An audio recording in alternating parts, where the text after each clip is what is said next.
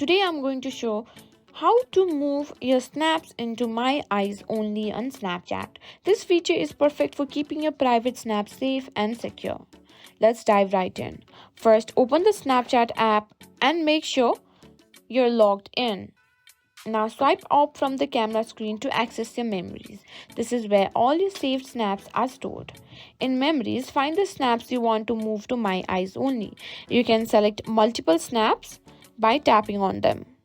Once you've selected all the snaps you want, look for the icon like a log at the bottom of the screen. If you can't find it, simply tap on More and click on Hide Snaps and a confirmation message will pop up saying move to My Eyes Only. Click on move, and that's all there is to it. And to access My Eyes Only, go to Snapchat. And to access My Eyes Only, what you need to open and go to My Eyes Only and simply enter your password, and here you can access all your private snaps safely stored.